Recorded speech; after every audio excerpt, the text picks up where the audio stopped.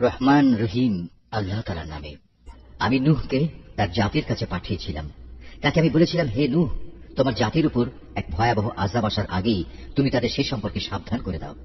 আমার আদেশ পেয়ে সেটা জাতিকে বলল, হে আমার সম্প্রদায়ের লোকেরা, আমি তোমাদের জন্য একজন সুস্পষ্ট সতর্ককারী ব্যক্তি মাত্র। আমি তোমাদের বলছি, তোমরা সবাই আল্লাহর আনুগত্য করো, সর্বাবস্থায় তাকেই ভয় করো, তোমরা আমার কথা মেনে চলো। এতে করে আল্লাহ তাআলা তোমাদের আগের গুনাহখাতা মাফ করে দেবেন এবং এ দুনিয়ায় তিনি তোমাদের এক সুনির্দিষ্ট সময় পর্যন্ত সুযোগ দেবেন। হ্যাঁ, আল্লাহ সেই নির্দিষ্ট সময়ে যখন এসে যাবে তখন তা কেউই পিছিয়ে দিতে পারবে না। কত ভালো হতো যদি তোমরা বুঝতে পারতে। নিরাশ হয়ে আল্লাহকে সে বলল, হে আমার মালিক, আমি আমার জাতির মানুষগুলোকে দিনে রাতে সব সময় ইমানের দাওয়াত দিয়েছি, কিন্তু আমার এই দিবানিশি দাওয়াতের ফলে সত্য থেকে পালিয়ে বেড়ানো ছাড়া তাদের আর কিছুই বৃদ্ধি হয়নি।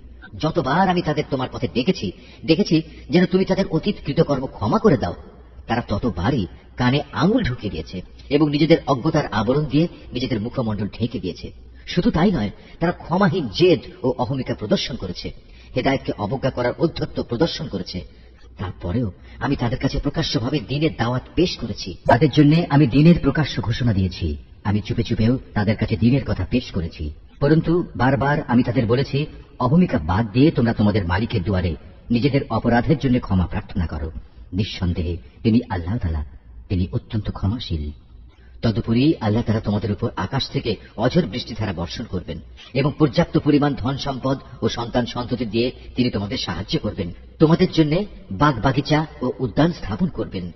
বিরান ভূমি আবাদ করার জন্য তিনি এখানে নদী নালা প্রবাহিত করবেন। এ কি হলো তোমাদের? তোমরা কি আল্লাহ তাআলার কাছ থেকে মান মর্যাদা পাওয়ার আশা পোষণ করো না? অথচ তিনি ক্ষুদ্র একটি শুক্র কীট থেকে বিভিন্ন পর্যায়ে তোমাদের মানুষ হিসেবে সৃষ্টি করেছেন। তোমরা কি দেখতে পাও না কিভাবে আল্লাহ তাআলা ৭ আসমান বানিয়ে স্তরে স্তরে সাজিয়ে রেখেছেন? কিভাবে এর মাঝে তিনি চাঁদকে আলো গ্রহণকারী ও সূর্যকে আলো দানকারী প্রদীপ বানিয়েছেন।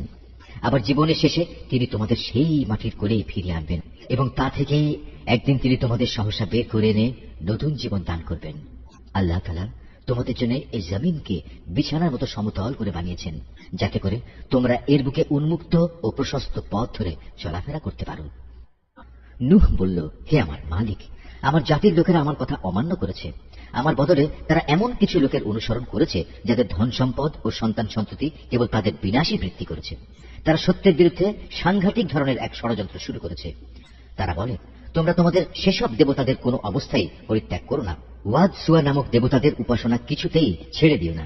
ইয়াগুস, ইয়াউক ও নাসর নামের দেব দেবীকেও ছাড়ো না। এরা বিশাল এক জনগোষ্ঠীকে পথভ্রষ্ট করেছে। তুমিও আজ এই জালেমদের জন্য পথভ্রষ্টতা ছাড়া আর কিছুই বানিয়ে দেবে। অথচ তাদের নিজেদের অপরাধের জন্যই তাদের প্লাবনে ডুবিয়ে দেওয়া হয়েছে। পরকালেও তাদের জাহান্নামের কঠিন আমলে প্রবেশ করানো হবে। এই অবস্থায় তারা আল্লাহ তাআলা ব্যতীত দ্বিতীয় কাউকে সমুদ্রটা হিসেবে পাবে না। এই জমিনের অধিবাসী জালিমদের একজন গৃহবাসীকেও তুমি আর শাস্তি থেকে রেহাই দিও না। আজ যদি তুমি এদের শাস্তি থেকে অব্যাহতি দাও, তাহলে এরা পুনরায় তোমার বান্দাদের পথভ্রষ্ট করে দেবে।